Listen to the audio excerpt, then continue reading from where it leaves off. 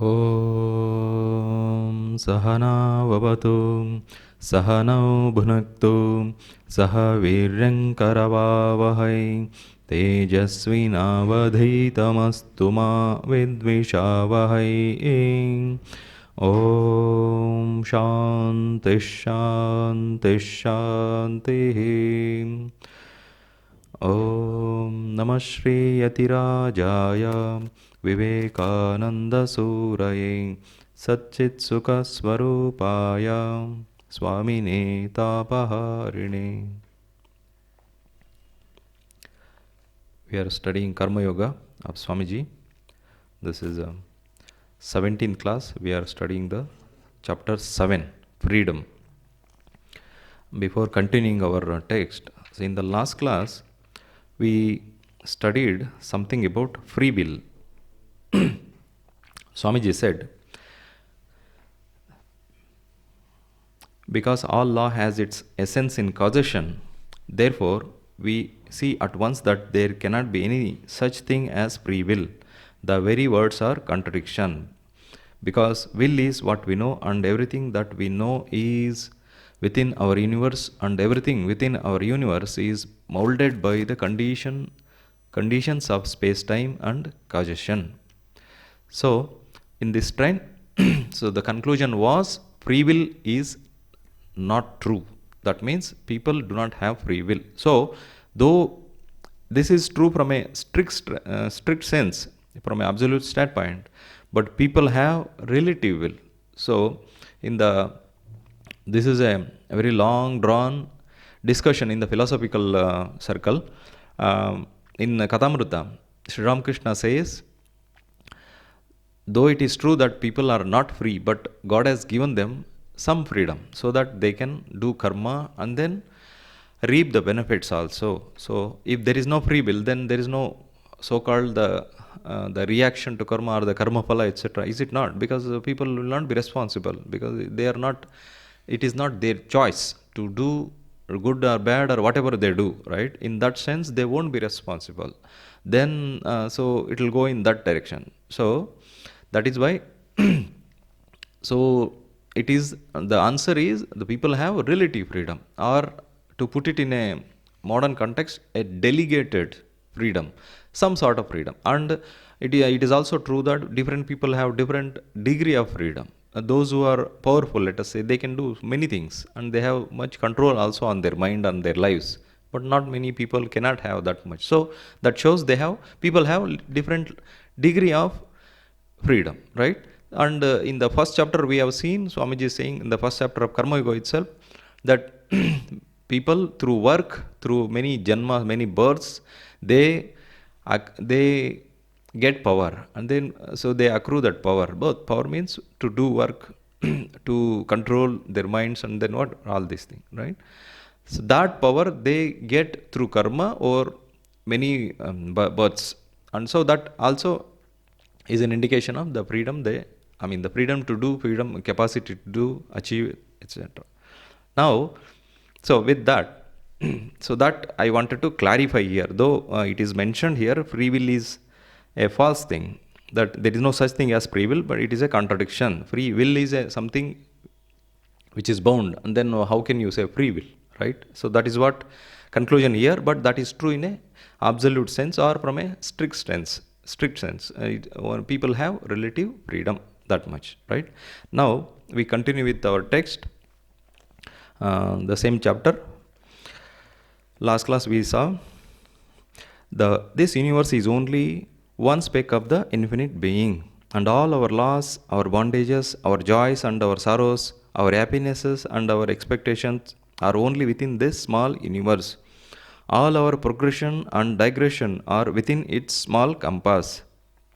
So till here we have studied in the last class. So the point here is that whole of this projected universe, the Jagat, what is called Srishti, all this is only a speck of the infinite existence of God, right? So you see how childish it is to expect a continuation of this universe, the creation of our minds, and to expect to go to heaven, which after all must mean only a repetition of this world that we know. you see at once that it is an impossible and childish desire to make the whole of infinite existence conform to the limited and conditioned existence which we know.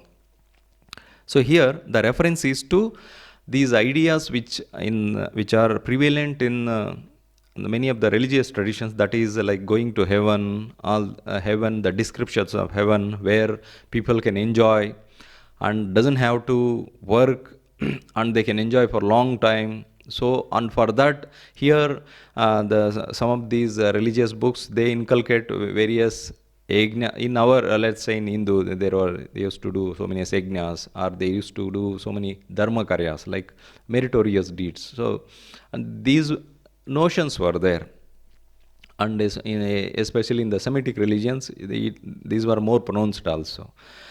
So this, now the reference is to that here. So see, it is childish to expect a continuation of this universe. So what does this universe represents?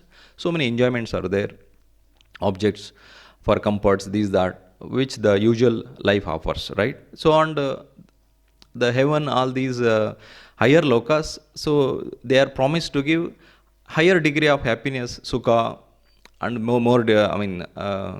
for long duration, such factors. Now this, so what is the point to expect such such a similar heaven or loka or a life only with higher, longer happiness, etc., when it is known that they are not going to be permanent, and which they are not going to be, let's say, solve the problem itself. It's only like temporary relief, right?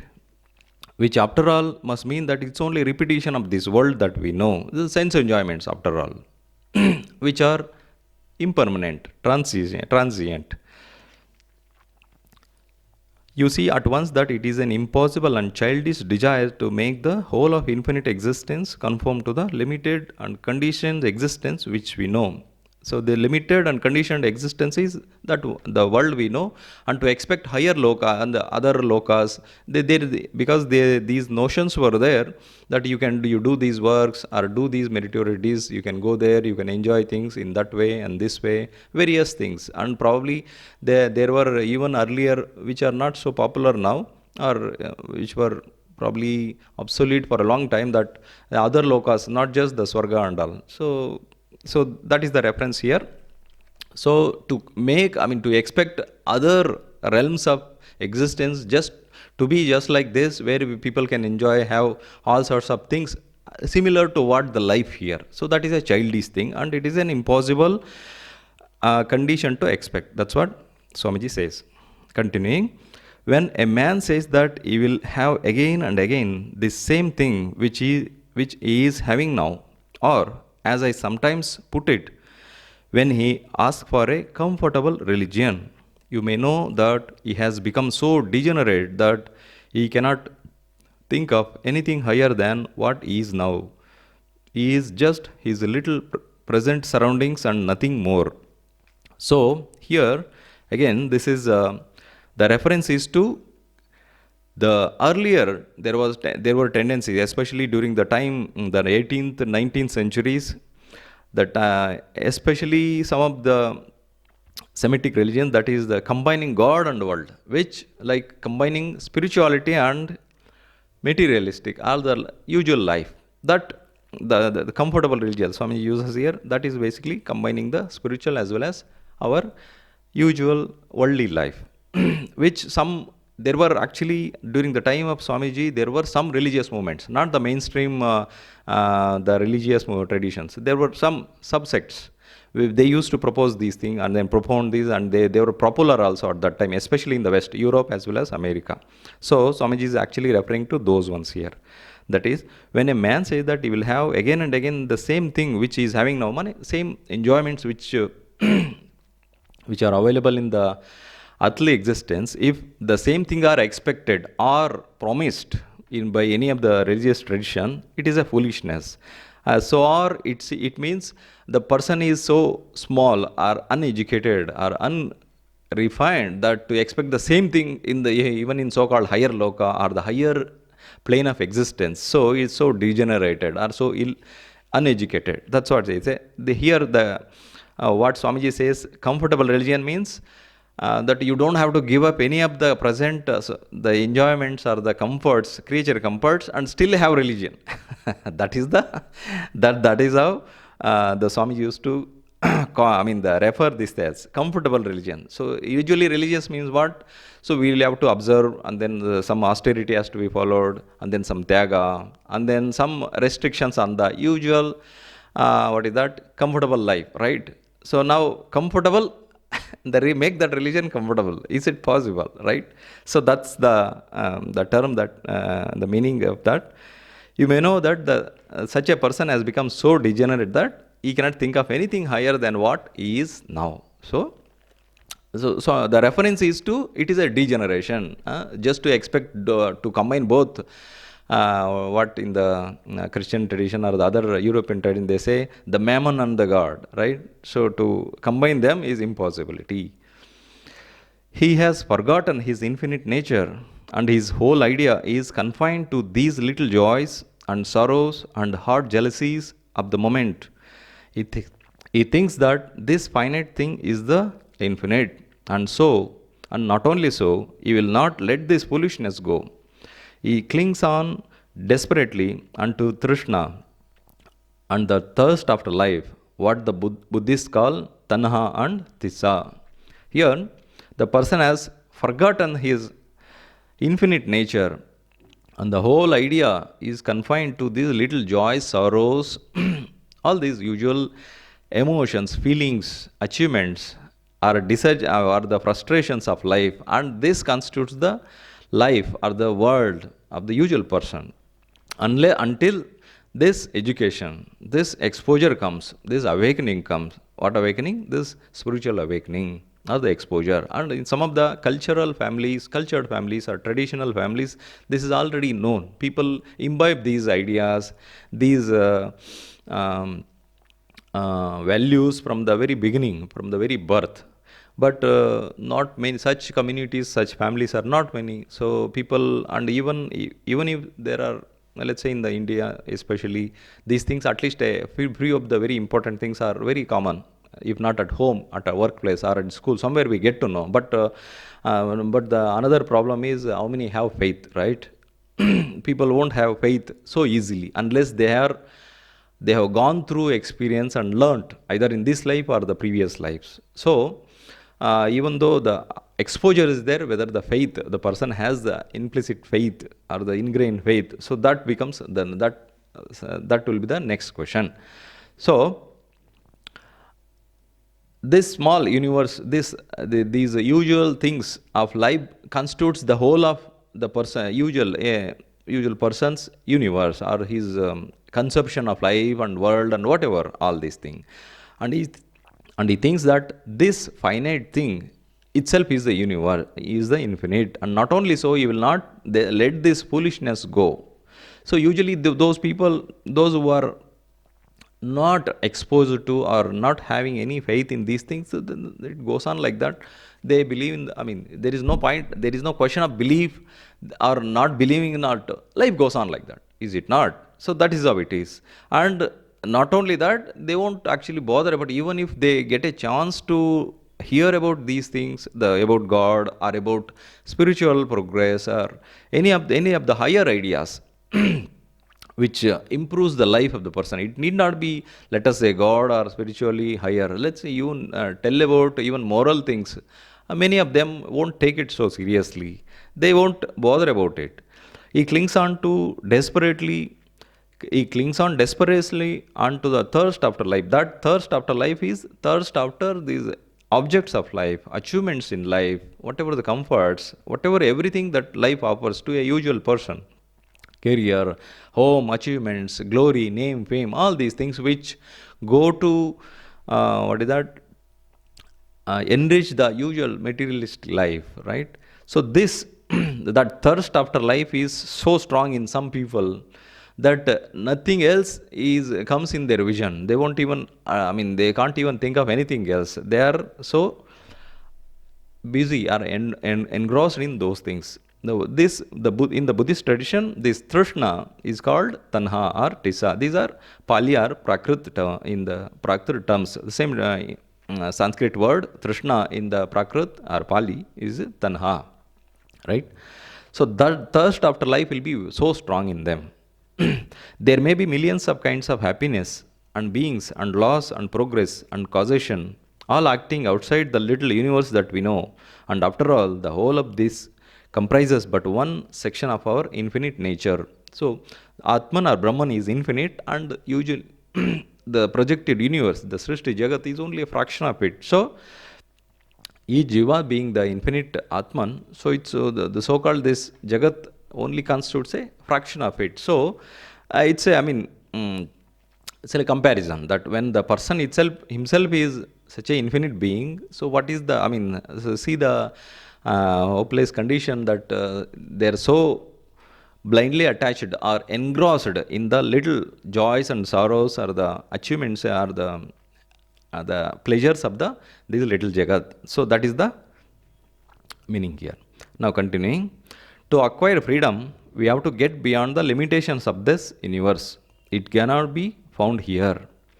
Perfect equilibrium, or what the Christians call the peace that passeth all understanding, cannot be had in this universe, nor in heaven, nor in any place where our mind and thoughts can go, where the senses can feel, or which the imagination can conceive. No such place can give us that freedom, because all such places would be within our universe, and it is limited by space, time, and causation. So here, perfect equilibrium and two terms are used. Perfect equilibrium, it's most probably this is that reference to the three gunas, sattva, rajas, tamas. When these three gunas constitute all the material jagat, including the subtle jagat and the karana jagat. So all of this, the prakriti, all of this constitute, the three gunas constitute it, and when they are in perfect equilibrium, there won't be any srishti or jagat. When only there is a disturbance among these three gunas, then the srishti comes out. So this perfect equilibrium for a person means mukti or freedom, right? So perfect equilibrium, or what the Christians call the peace that passeth all understanding. That peace passes understanding, that passeth all understanding is the supreme peace, the one that which is experienced when the bondage is overcome. Cannot be had in this universe, nor in the heaven, etc., where our thoughts go, our senses can feel, all this imagine, because all these are within the created jagat, which is wherever we go, there is bondage is there. That is the implication here. There may be planes which are more ethereal than this earth of ours, where enjoyments may be keener, but in bondage, but even those places must be in the universe and therefore in bondage to law. So we have to go beyond and beyond, and real religion begins where this little universe ends. These little joys and sorrows and knowledge of things end there, and the reality begins. So even the places which are more ethereal than this earth of ours, ethereal meaning subtle and other than this worldly, higher, probably higher lokas. So in the Hindu tradition we have the mention of 14 lokas, Chaturdasha Bhuvanani, higher lokas, the Gandharva loka, Pitru loka, Swarga, all these things, Tapoloka, not generations, lokas.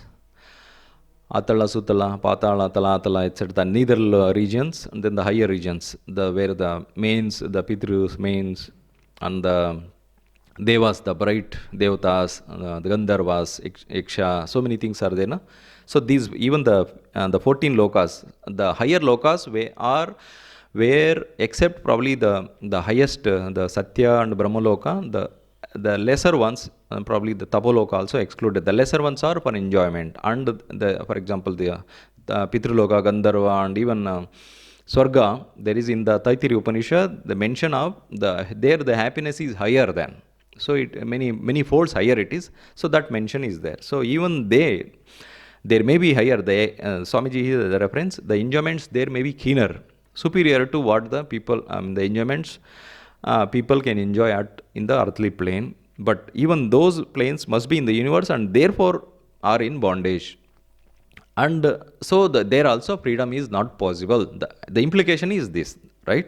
Though the enjoyments are keener and higher, superior to what people can have on the earthly plane, but still they are in bondage and they are only, it's a matter of little degree, a little higher degree, but not the supreme. The freedom is not available there as well, because the law is applicable, the bondage continues there as well.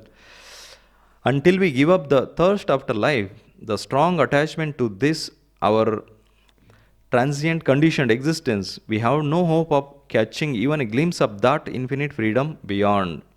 So, the same idea again, until this thirst after life is strong, the Atma doesn't awaken, and the spiritual discrimination, these qualities won't awaken, and then the person actually, the Shreyas doesn't start. The two paths, one towards the Preyas, then the Shreyas, which popular terms used in the Kathopanishad. Shreyas is that, and that towards, which leads towards spiritual freedom or spiritual emancipation or moksha or kal, whatever. And it doesn't mean that somebody is very seriously continuing the performing sadhana, etc. Even those who are living a dharmika life strictly, even they are on the path, right? So, because they have understood what is dharma, what is not, and they are strictly following that, and they adhere to, and without any compromise on the principles, they continue that. So, they are also on the path of Shreyas. Only probably they may be little slower, but they are also on the path of Shreyas. So, so that until this thirst after life is diminishes a little, and the grip on the Atma is reduced or diminishes a little, the discrimination, the spiritual awakening doesn't come.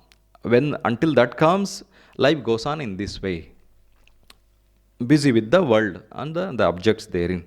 So it stands to reason then that there is only one way to attain to that freedom, which is the goal of all the noblest aspirations of mankind, and that is by giving up this little life, giving up this little universe, giving up this earth, giving up heaven, giving up the body, giving up the mind, giving up everything that is limited and conditioned. If we give up our attachment to this little universe of the senses or of the mind, we shall be free immediately. The only way to come out of bondage is to go beyond the limitations of law, to go beyond causation. Here, of course, so many references are given. Swamiji is giving, giving up this little life of the little universe, giving up little earth, etc. Though the language is this, the meaning is, don't be attached, don't desire the fruits thereof, don't have attachment, but continue. So we saw in the earlier chapters, Karma Yoga is all about continuing with the work. We'll see in the very next para, the discussion starts, and it is about continuing the work and the duties, but with the right attitude. So that is the thing. So here, giving up these so many things are said. So it all, the to be understood as, don't have attachment to the fruits or enjoyments therein. So continue to do as a duty in that attitude, right? If we give up our attachment to this little universe of the senses or of the mind, we shall be free immediately. The only way to come out of the bondage is to go beyond the limitations of law. How to go? The many yogas, and here we are studying Karma Yoga, right? The Karma Yoga being a path. Now we see here, now next in this chapter, with this discussion on freedom and causation. First causation, what it is, the nature of it, and then freedom or the free will. And with that discussion, now the Swamiji takes up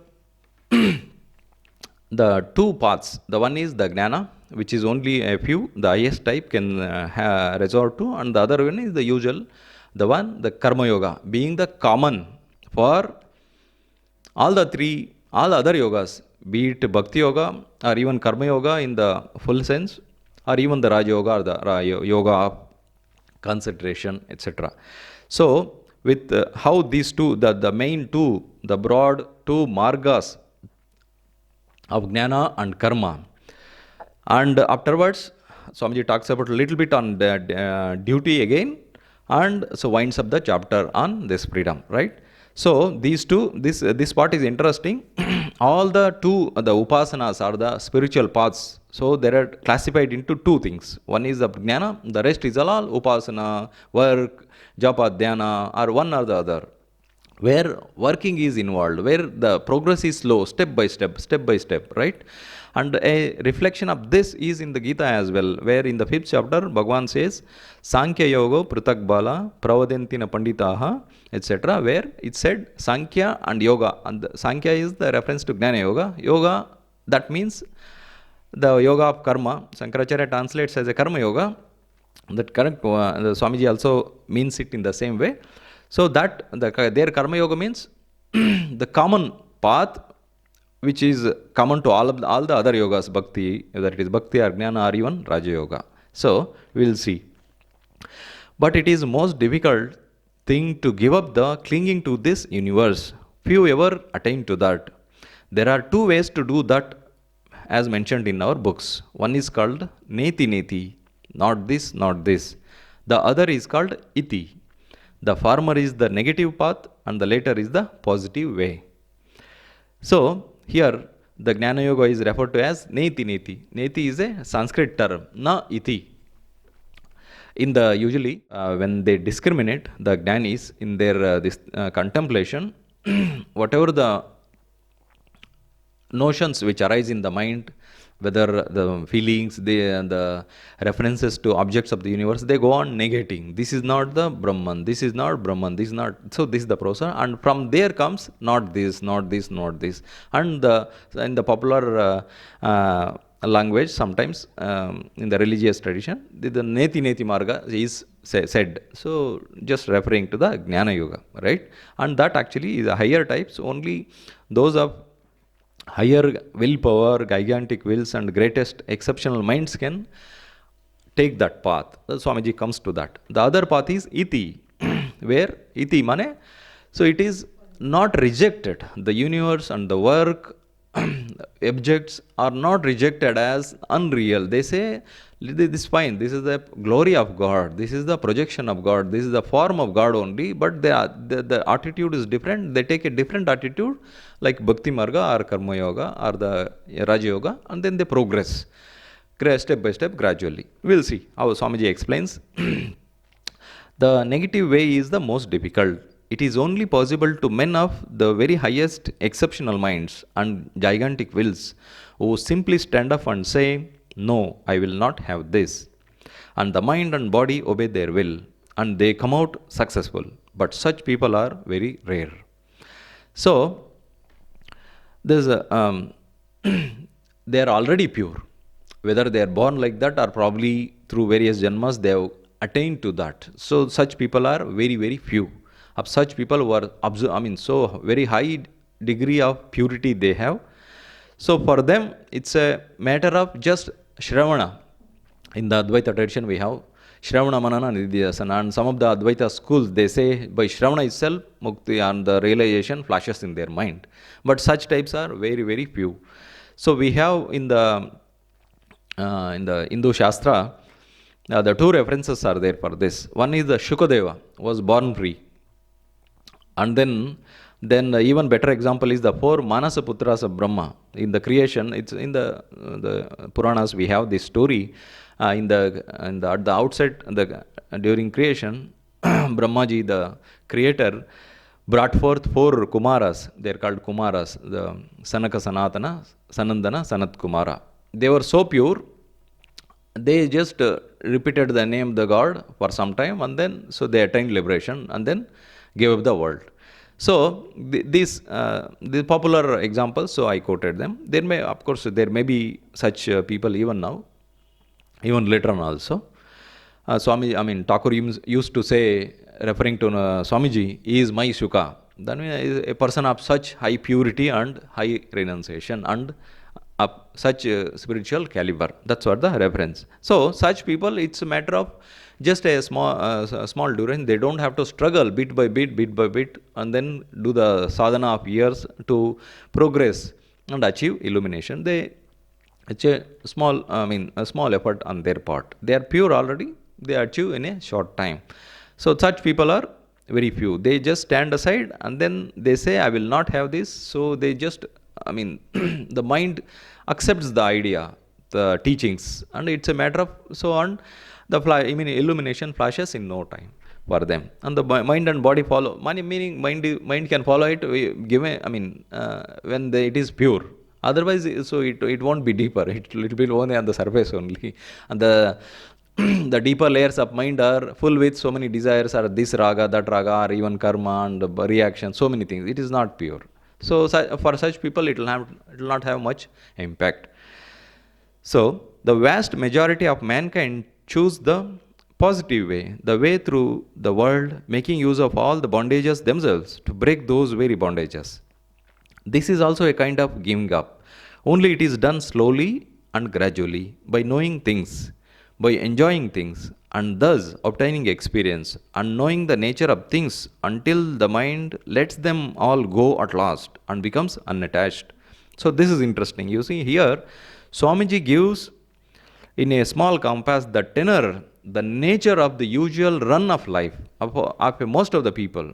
How does the life go on? See, they go through the life, go through the experiences, learn the lessons of life through both pleasant as well as unpleasant experiences.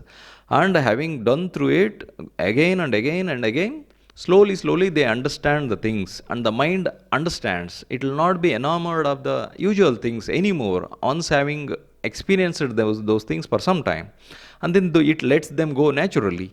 So this is how this is how the life goes on for most of the people. And that's how they progress also. We would have seen those who have in the early phases of their life, they may be probably so engrossed in, let's say, some business or some occupation, some career it is. But as they progress in age, you can see them, they are saturated. They had enough of it. They come out and probably dedicate the remaining part of their life to altruistic things, to the good of society, doing good things. The dharma karyas, the meritorious deeds. We can see many things, many people doing, and even we see those who were kind of very, what is that, business minded people. They also turn altruistic towards the end of their life. They probably they had some desire, etc. So once that is met, so they won't. What is that? They come out of it, and then they go forward, they higher up, right? So that is the meaning. Now, see, Swamiji says it is only done slowly, gradually, by knowing things, by enjoying things, and thus obtaining the experience, knowing the nature of things until the mind lets them go at last and becomes unattached. So this goes gradually, step by step, step by step. People have to experience things at various levels. Usually, in a short compass, they say first physical. Usually, life, for ordinary person, life revolves on the physical things. And next comes intellectual level. So life will be busy at the intellectual level, and probably for some people they enter artistic fields so much. Then comes the moral level. So when they'll be more active, or the life is spent is more held at or revolves at the moral level, where they are more serious about they are serious about the dharma, or let me say, the life is led in such a way that they won't compromise for their principles, right? They may be doing the work, they will be leaving there, they will be doing duties, etc. But for them, the principles are important. You see, so the life is at a different level now, and slowly, the higher nature is opening up, awakening, and they will see, and they are not far from the spiritual awakening, or probably they are already through it, and then now they choose one or the other yoga paths, and then they progress systematically and then faster towards truth, whichever path they take, right? So this is how they go on: physical, then intellectual level opens up, then the moral level, and the artistic and moral level, so on the spiritual, right? Continuing, the former way of obtaining non-attachment is by reasoning, and the later way is through work and experience. The first is the path of Jnana Yoga, and is characterized by the refusal to do any work. And the second is that of Karma Yoga, in which there is no cessation from work. Here, the former way of obtaining non-attachment is by reasoning, and the later by through work and experience. So reasoning in the Jnana Yoga, they actually, the main process is Shravana Manana Nidhyasana. They say they hear the teachings and then they contemplate on them. And people of pure mind, so that itself actually removes and much of their so-called vidya and the ignorance, and they attain good amount of, or let me say, I mean, so it is not proper in the strict sense to say little by little illumination, because illumination flashes on once, but actually they attain this unattachment and the vairagya, and so that at some point the illumination flashes for them. So this is by they, most of their so-called sadhana is mental, so reasoning, contemplation on the truths, mahavakyas, or the teachings of the Vedanta. The other path is Karma Yoga, where in the first path, after they refusal to, here Swamiji says refusal to do work, but actually that Swamiji means to say they won't take up any active work, but they will rather keep away from active work. It is not but that is an exception. There are exceptions there also. There are some kings also who are actually jnanis, but of course they also probably for some times they would have stayed away and then practiced their sadhana or so-called sadhana, and then after having attained jnana they would have returned. So refusal to do any work means they stay away from it. That is the meaning. The second is of Karma Yoga, which is through there is no cessation of work. Here work means, it need not mean the usual work in the usual sense. When in the spiritual parlance, sometimes work also means upasana as well. Upasana meaning japa, dhyana, rituals, whatever worship, all these things are also included in the work, right? So here though karma has been said, again I want to clarify, it doesn't mean only Karma Yoga. Karma Yoga meaning being the common factor at the beginning stages of all the yogas. Even actually Jnana Yoga, for many of the people, they have to purify their minds. Even Advaita Vedanta actually they emphasize in the first until the sadhana chatushtaya is attained, until the sadhaka, the person matures in sadhana chatushtaya, they insist on Karma Yoga and all these things, upasana also. Once the person is mature in that, then only one is supposed to take to the Jnana Marga, right? So, continuing, everyone must work in the universe. Only those who are perfectly satisfied with the self, whose desires do not go beyond the self, whose mind never strays out of the self, to whom the self is all in all, only those do not work. The rest must work. Only those who are satisfied with the self. So this reference to the people who are already have attained, higher stages of spiritual progress, or those who have attained some illumination. They are satisfied. They do not desire anything of the universe, anything of our life. These comforts, creature comforts, or all these things. They won't have much thing. They are satisfied in the self. That means to say, they have gone beyond the desires, which are usual of the ignorant stages. So, whose minds never strays of the selves, definitely, because they have attained to that knowledge. Knowledge of what? Knowledge of life, knowledge of oneself, and then the nature of life and the world. Because they know it, they don't bother about it. So that's how the mind is content to stay in its on the Atma, or the inner this thing, right? That is the meaning. And they do not work because they don't usual much of except, of course they do not work money, not to mean that they don't work at all of them don't work at all, that is not the meaning, but not they don't work. Even if somebody is attained to illumination, they may work, but they work, the attitude is different there. It may be for Loka Kalyana they may be doing, or just to set an example, they may be continuing the work, but not with desires. That is the way. A current rushing down of its own nature falls into a hollow and makes a whirlpool. And after running a little in that whirlpool, it emerges again in the form of a free current to go on unchecked. Each human life is like that current. It gets into the world, gets involved in this world of space, time, and causation, whirls around a little, crying out, my father, my brother, my name, my fame, and so on, and at last emerges out of it and regains its original nature. Here, it's a simile Swamiji uses to show show how life gets involved. The people gets involved in the Jagat, and then how the life goes on, and then how they come out. So usually Swamiji uses the simile of a whirlpool. The current of water is going at some places, some water gets into a whirlpool and then go on revolving, and then after some time each part of the water comes out and then goes forward. Similarly, of course, the water which is coming later, that gets into, so it's Swamiji is giving a simile to one whirlpool in a river, right? There is one interesting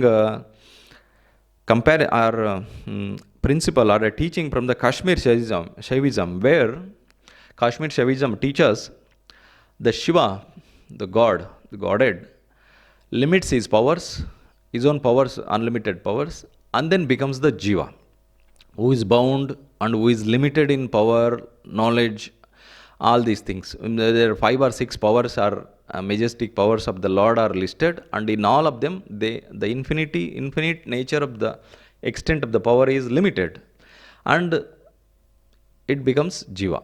So, and through spiritual progress, the person regains the original nature and then becomes Shiva. So, this teaching is given in the Kashmir Shaivism, and Swamiji elsewhere refers to this thing. So, here it is a far echo of that thing. A person, a free, gets involved, then forgets the real nature, and then goes on with the life, and then experiences, works, and so many things, desires and all, and then finally comes out after having gone through spiritual sadhana, and regains its original freedom which was forgotten. The whole universe is doing that, whether we know it or not, whether we are conscious or unconscious of it. We are all working to get out of the dream of the world. Man's experience in the world is to enable him to get out of the whirlpool. So, here, 2 ideas. Whole universe is doing that. Doing what? Trying to get out of the bondage. We will come to that thing. This idea Swamiji explains in the next para. Whether we know it or not, whether we are conscious or not, we are all working to get out of the dream of the world or bondage of the world. Man's experience in the world is to enable him to get out of the whirlpool. So, this is something to note. All our experiences are because there is an enlightened impression, or so to use a term, or a better, more familiar term is the moha towards the objects of the life, to the world. So, the person goes on working to acquire them.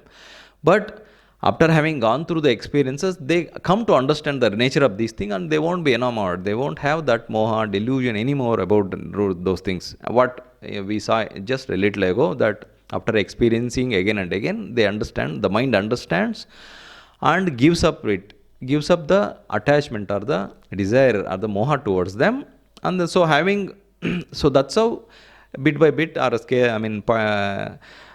step by step, the mind ascends to higher levels of existence, higher levels of finer levels of consciousness and refinement. So that also means purity, right? So that's how it goes out of this and then grows higher and higher, and at some point when it has sufficient purities and so the soul takes to serious spiritual sadhana and then gets out of the bondage. So continuing, man's experience in the world is to enable him to get out of the world. So this is a summary of the the life itself, and then so what Swamiji explained in the previous para. Continuing, what is Karma Yoga? The knowledge of the secret of work. We see that whole universe is working for what? For salvation, for liberty. From the atom to the highest being, working for the one hand, liberty for the mind, for the body, for the spirit. All things are trying to get freedom, flying away from bondage. The sun, the moon, the earth, the planets, all are trying to fly away from bondage. The centrifugal and the centripetal forces of nature are indeed typical of our universe. So here, not just people, even the material universe, the objects, the planets, the sun, moon, all these stars, etc., they are also flying away from bondage. So this there are two things mentioned here. Now elsewhere we understand, let's say people trying to get out of bondage because they feel the bondage and the problems or the troubles in it, so they struggle consciously or unconsciously to transcend them or go beyond them or at least avoid them for the time being, right? So because they feel it, they're conscious, they get. So what about the insentient jagat, the matter, the material jagat? So elsewhere Swamiji says, I think in the Jnana Yoga, when there is a object which is held together, which is compound mane, so meaning it is made of subparts, molecules, even let us say. If it is a physical object, let's say one stone or some any matter object, it is held, it is a compound, so there are many molecules, molecule further inside it is made up of atoms, etc., further down, etc. Now when there is a compound, it is, that means there are elements in it, and now if it to have a shape means it is held together by some force. Now so that means that is not the natural condition of the object. So Swamiji's not exactly these words, but this is the sense he uses. Now the object continues to be, the compound object continues to be so as long as the force which keeps in its position, in its shape, resides. But when that object, when that forces are withdrawn, or when the forces change, the object, the compound object undergoes change, or it may disintegrate also. Now for example, take one fruit, let us say, because it being a organic object, so it undergoes change, and after some time it will degrades, right? Now similarly for the inorganic objects, something like this, maybe it is a matter of many millions of years, but because in principle it is also a compound object, and it has the same law applies there as well. So this Swamiji explains elsewhere. Now it is, this is an echo of that. Now even the material jagat is, even the sun, the stars, they are also, the planets, they are also flying away from bondage. The sun, the moon, the planets are all trying to fly away from bondage. The centrifugal and centripetal forces of nature are indeed typical of our universe. Here, usually the planetary system, there are two forces acting, because that is how they are held in their orbits, right? So this is also, let's say if those forces are withdrawn, what will happen? They may go scattered, or something else may happen, is it not? So similar, what the Swamiji gave the analogy, a compound planet is also a compound after all, is it not? Now when the forces are withdrawn inside as well as outside, what will happen? So disintegration or scattering, whatever it could be, is it not? So even taking the example of the modern science, the Big Bang, or after all these things, now so it has come from one thing, so it may again get involved, is it not? So those things. And here Swamiji uses the Vedantic standpoint and then explains in this way, right? Instead of being knocked about in this universe, and after long delay and thrashing, getting to know things as they are, we learn from Karma Yoga the secret of work, the method of work, the organizing power of work.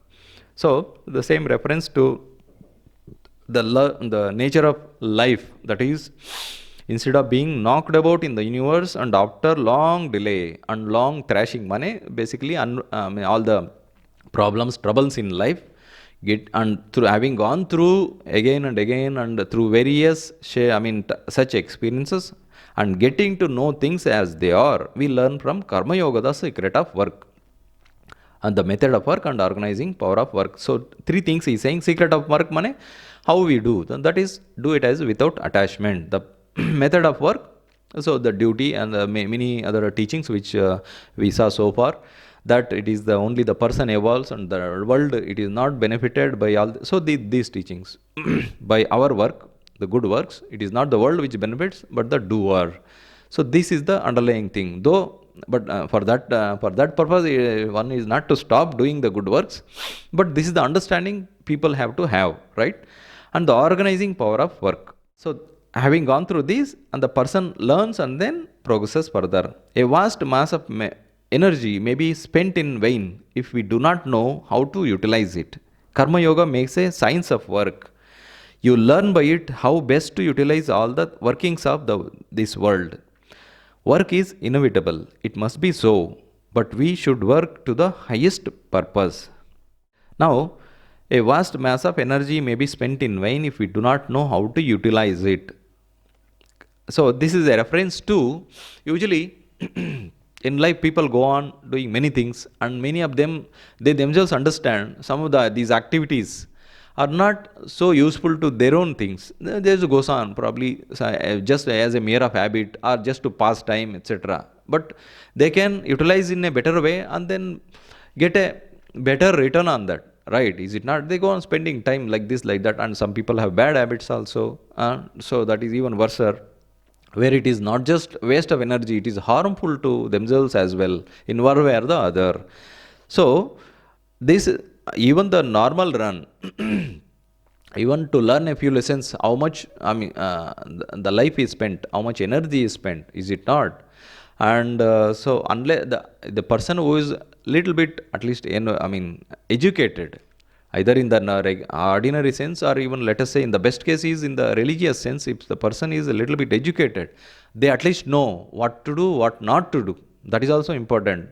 Where to avoid, which things to avoid, that also they know. From that they benefit a lot. They at least they know where they have, where they should stop. So by all these, by all this knowledge, they know where where what they have to do, what they should not do, and that's how they conserve their time and energy, right? Karma Yoga makes a science of work. You learn by it how best to utilize all the workings of the world itself. You continue the work, but do it in a certain attitude, in this way, not with attachment, and then do it as a duty, and then you understand. So all these teachings, when the person knows, he will know better, and he will gain he will achieve, he will gain better by all this in the doing the work in the Karma Yoga spirit. Work is inevitable, it must be so, but but we should do the work to the highest purpose. To what purpose? Usually, what purpose we do work? So let's say if it is a career, to earn money, to those who are passionate about careers, to advance in the career, and build business. So many things we will have, is it not? Let's say, and that is for few people. Other people, so it's a life, is a regular life. Do some job or some maybe family business, something is there, you attain it, and then for required for the sustenance of life, is it not? But that is the purpose usually. But if you do the same work with the right attitude, with the right education, and so employ it for a higher purpose, so it is even a better thing, is it not? So that is so Karma Yoga teaches these things. Karma Yoga makes us admit that this world is a world of 5 minutes, that it is a something we have to pass through, and that freedom is not here, but is only to be found beyond. To find the way out of the bondages of the world, we have to go through it slowly and surely. So here Swamiji says, this world of 5 minutes, it's a passing world. But world is there, but things are passing. That is the meaning. Either we pass out, or the things of the world pass out in front of us, right? So it's so a different way of putting saying that the impermanence in the world, impermanent nature of things of the world, right? So we should admit that this world is impermanent, that it is something that we have to pass through, so that we get that understanding, education through experience, through going through it. And that freedom is not here, but it is only beyond. Freedom is of course we work through it in a Karma Yoga spirit, and then we find the freedom, but not the freedom doesn't mean in the universe. To find the way out of the bondages of the world, we have to go through it slowly and surely, so that we experience and then attain the Vairagya or non-attachment. There may be those exceptional persons about whom I just spoke, those who can stand aside and give up the world. As a snake casts off its skin and stands aside and looks at it, there are no doubt there are no doubt these exceptional beings, but the rest of mankind have to go slowly through the world of work. Karma Yoga shows the purpose, the process, the secret, and the method of doing it to the best advantage. So, as mentioned earlier, the two types, the one type, the highest type, for them it is a matter of short effort and then duration. They just understand the nature of the things, nature of the world, and then gives up. And then in a short time they attain the freedom. But there are no doubt such exceptional beings, but the rest of mankind, the majority of mankind, have to go through slowly through the world of work, through the world of experience. Karma Yoga shows the process, the secret of work, that is doing without attachment. That is, I'm again and again repeating this, without attachment, etc. But that itself, now Swamiji takes up that very thing. There are many ways of doing that thing itself. Let's say there are those who are devoted to the God or in the Bhakti Yoga, we do it as an offering to the Lord. That is more pleasant and even more probably more rewarding also emotionally, right? At least you are doing for some purpose. So there is some purpose also in that. Of course, there is purpose in the other way also, but here because God is involved, so it is more, all the more rich. The experience is all more richer, right? The process, Karma Yoga shows the process, the secret, and the method of doing it to the best advantage. So, this is the vast majority of people have to go through this slow process of experience and withdrawal. So, what does it say? Work incessantly, but give up all attachment to work. Do not identify yourself with anything. Hold your mind. All this that you see, the pains and the miseries, are but the necessary conditions of this world. Poverty and wealth and happiness are but momentary. They do not belong to our real nature at all. So here there is one important thing. The point. All this that you see, the pains and the miseries, the glories, achievements, the frustrations, everything of this world, of this life, are the necessary conditions of this world. So this is something to note. Elsewhere now, this so-called, let's say, disease, the happiness, health, sorrow, loss, gain, victory, defeat, all these things are necessary conditions of life. So, in this condition, Sri Ramakrishna says in the Kathamrita, Gospel of Sri Ramakrishna, there, if you take a body, you have to pay the tax. He uses that language to mean that the so-called these health and then disease, loss, happiness, sorrow also, these are necessary conditions of the body itself. One who has taken the body has to experience these things, right? So, once we know that, at least we will not be overwhelmed by it. When we are put through these troubled times, at least we will not be overwhelmed when there is knowledge. This is the nature of the life itself. When we know, at least, so it will decrease. At least, so though the pain may be there, but the shoka will not be there, dukkha will not be there, sorrow will not be there. So there is a difference. In the Vedanta, this subtle difference is made. The pain and the dukkha. Dukkha is a reaction. Pain is the feeling which is brought to the mind because of it could be physical pain, it could be mental pain, and the reason is something external or something internal. Let's say there is some injury or some accident or some other thing, and let's say there is an infection or something, so there is a physical pain or the disease is there, right? So pain is the mind feels the pain which is in the body. Now so there is something else, there is some loss or financial loss or some other loss is there. So this is a mental feeling, right? So this is pain. Now what is the reaction? The dukkha is a reaction, and that can be controlled. We have the other, we do not have control, right? Disease, etc. You can control to some extent, but not everything, right? Similarly, the loss, financial loss or some other loss, that, etc., or even something natural calamity, something it causes. These things we do not have any control, but the reaction, the dukkha, that we have control, and that control a person who is educated spiritually, philosophically, in the dharma, etc., they will have. And depending on their strength, their knowledge, maturity of their knowledge, the faith in the knowledge, usually we say, the faith in the Shastra, faith in the Guru, etc. Depending on this, their dukkha is limited, or it will not, the person will not be overwhelmed, is it not? So this is something to note. It's a subtle thing and a very important thing. The difference between pain and all these losses, the problems, troubles, etc., and what is the reaction? The dukkha, whether the person will be overwhelmed.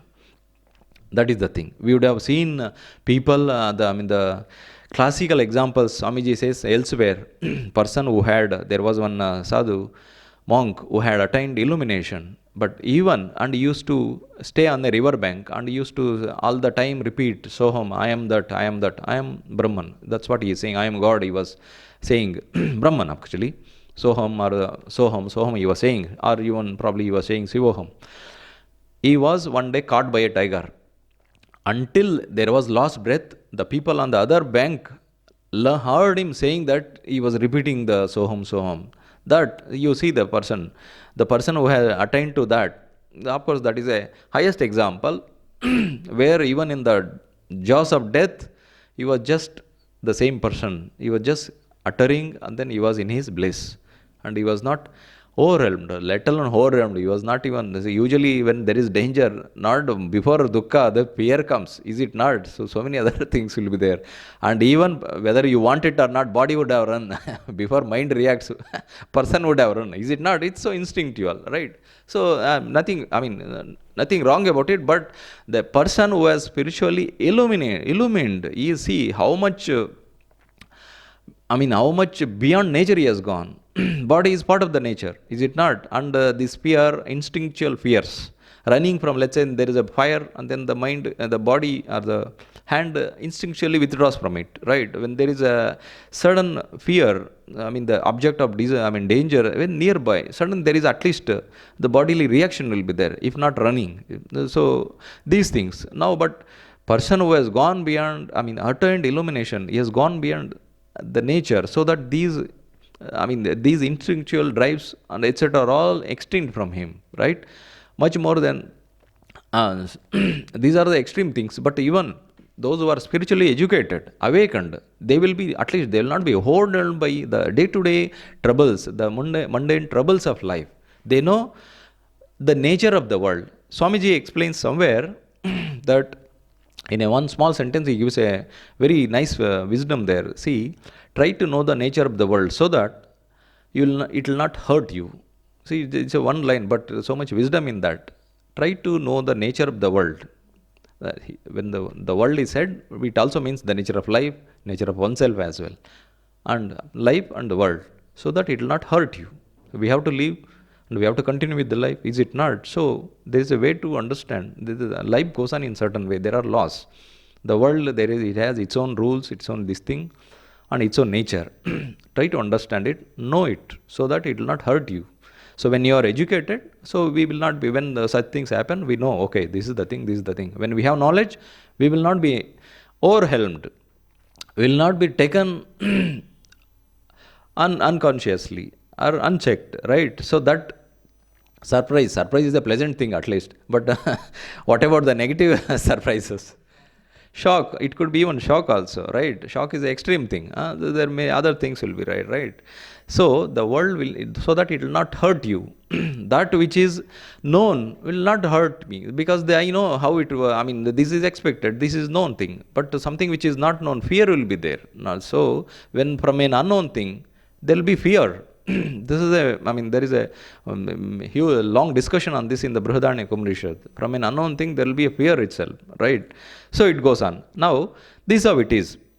Now, here the point is, these things, these miseries, pains, all these things are necessary conditions of the world, of this body itself, bodily existence. So this is to be known, understood, right? Wealth, happiness, they are also conditions of this bodily existence. Now, this is how it goes. Now, next, Swamiji takes up the two types of karma yoga, that is through devotion and through, those who would believe in God, so they take a devotional attitude, and then those who do not have to believe or they do not believe in God, so they just take the pure karma yoga marga, etc., and they proceed further. So, those two Swamiji takes up next. We will see that in the next class. Om Shanti Shanti Shanti Harihi Om Tat Sat.